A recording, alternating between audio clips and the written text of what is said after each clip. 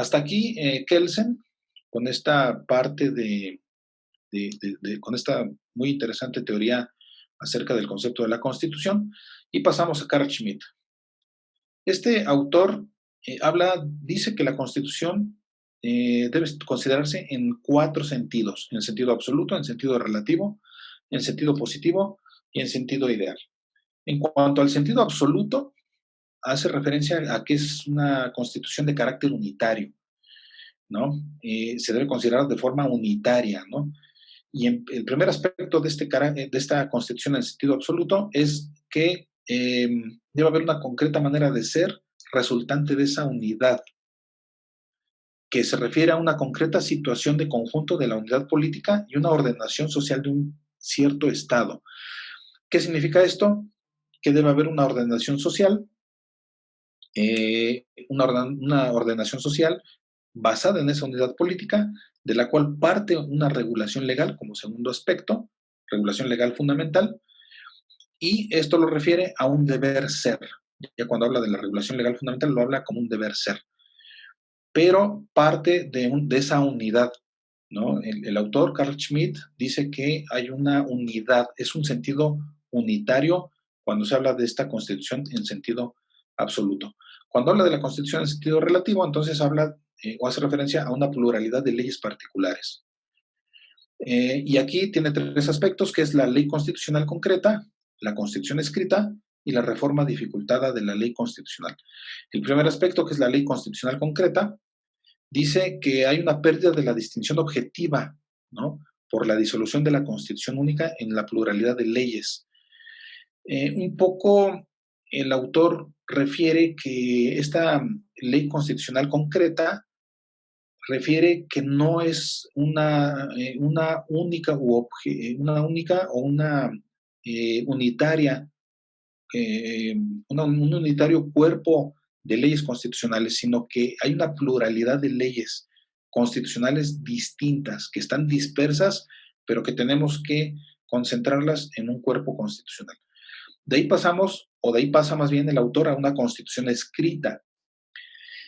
Y dice que lo formal no es solo el papel, ¿no? Aquí recordemos un poco a La Salle, por ejemplo, ¿no?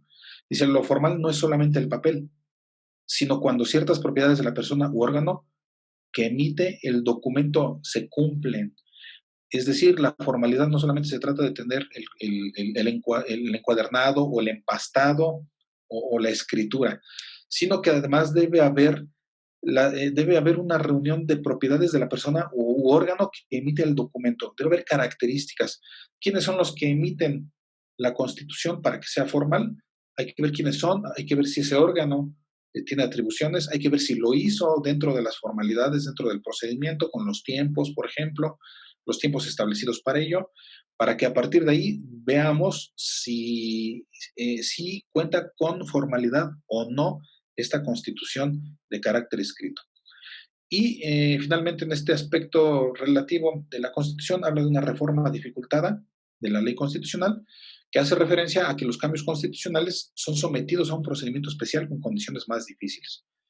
Esto habla, por supuesto, de que no se trata de cualquier ley. Si bien la Constitución puede considerarse como una ley fundamental, ¿no? O un cúmulo de leyes fundamentales, pero si bien es cierto esto, no se trata de una ley, digamos, una ley normal, porque una ley normal puede modificarse a través de un proceso legislativo, ¿no?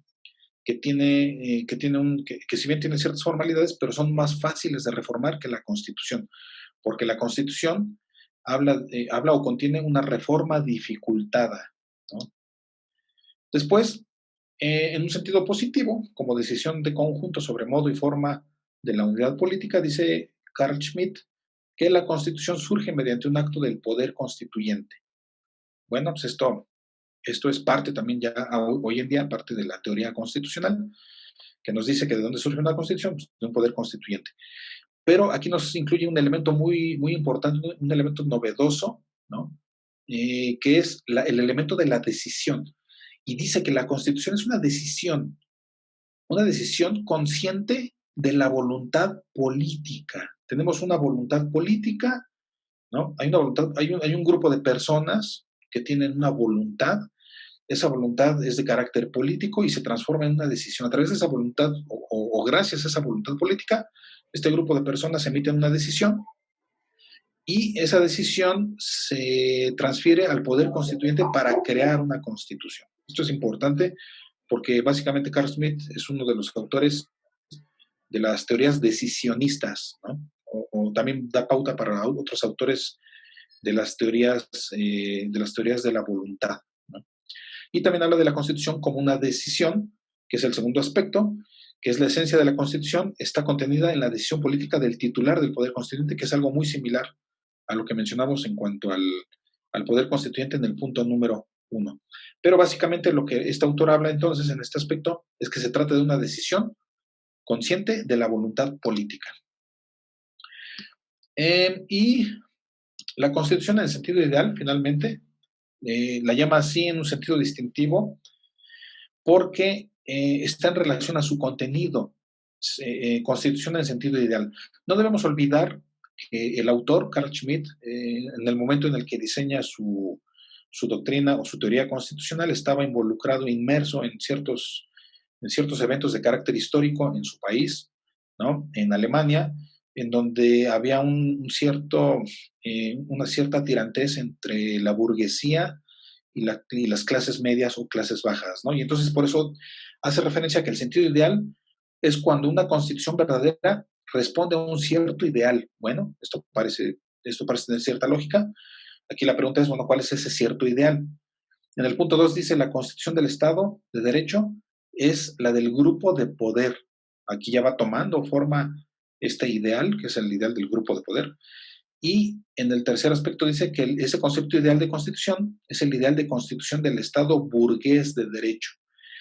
Y aquí ya es donde finalmente desemboca Carl Schmitt diciendo que el sentido ideal de la constitución es cuando el sector político reconoce como verdadera a esa constitución, pero la reconoce así porque corresponde con sus postulados políticos, porque va de acuerdo a sus postulados políticos, porque le conviene a sus postulados políticos, ¿no?